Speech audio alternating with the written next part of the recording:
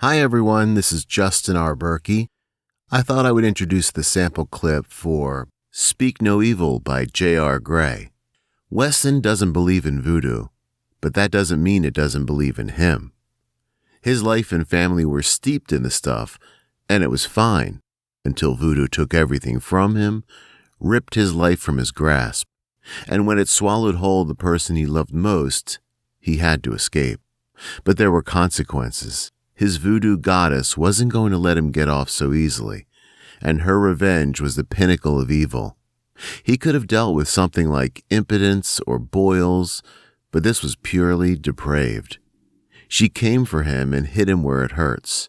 She might as well have taken his guns. Weston found himself unable to lie. A hitman who can't lie. What a joke. When his handler throws him a bone, a job that requires no interaction, only observation, Weston takes it. He should be able to do this in his sleep, but he's off his game. He gets way too close. Nothing is as it seems, and someone else, maybe someone worse than him, is stalking his mark.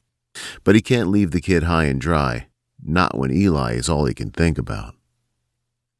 And now, the clip from Speak No Evil by J.R. Gray, narrated by Justin R Berkey. Chapter 1. Another day, another body.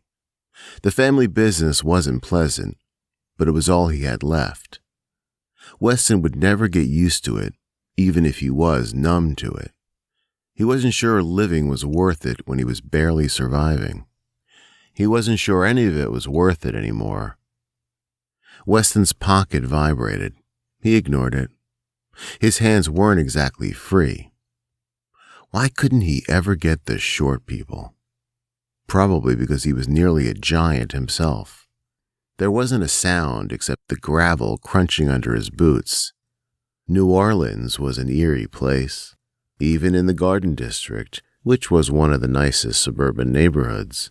The moon had set, casting the alley in darkness, allowing him to move around without notice, but it didn't help his nerves. He would have felt less like he was in a Stephen King novel if there had been some kind of noise, but the city's rich nightlife didn't extend this far. He grunted and threw the body from over his shoulder into the trunk. His back was already feeling the strain from the short jaunt. He slumped against the bumper of the rental car as he snapped off one flesh-toned latex glove and tossed it into the trunk. He answered without checking the caller ID. "Hello?" "Weston, it's Smith." His handler's rough voice came over the line. "I'm kind of in the middle of something, as you know. Can I call you back?" Weston adjusted the duct tape over the judge's mouth as he started to come to. Wouldn't want him to scream. Weston turned slightly and leaned over to pin him with a stare. This is what happens to judges who take payoffs to swing verdicts.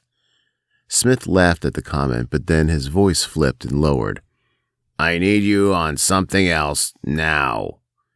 His handler's tone was gruff. He was the no-nonsense sort, but Weston didn't take him seriously. He would always be Uncle Smith. "I don't get paid if I don't finish," Weston said, letting his annoyance show. "The judge dead?" Smith asked. "I'm not talking to a dead guy. I'm not that crazy yet." Weston tugged off his other glove and added it to a paper bag next to the guy's head. He would burn the contents later. "This job takes priority. I'll send my cleanup team." It wasn't a request. His spirits lifted for the first time in weeks. "Can I leave him in the trunk? I really hate torture killings." He removed the evidence bag and slammed shut the back end of the car before Smith agreed. The guy deserved what was coming to him, but Weston liked things quiet, without the cleanup. "And take it out of your cut," he added as an afterthought. "I'll add it to the back end as a cost," Smith said, and Weston envisioned him making air quotes as he spoke. "Anyways, the big boss needs to know if this kid is talking about an incident that happened a couple days ago. He wants full surveillance, top priority, round the clock, might end in a hit." What'd the kid do? Weston clicked the lock on the key fob, glancing around to make sure he hadn't drawn any attention. Being on the phone at 2 a.m. was unusual for this part of town. I've not been informed. Smith's tone was curt. It makes my job easier when I have all the details, Weston growled. Listen, I know you don't kill the innocent ones, but this is surveillance. You need the money, and I want the best on it.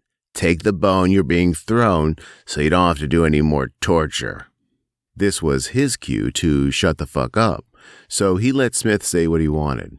He was, after all, the only person still talking to Weston after the divorce. And Smith was right.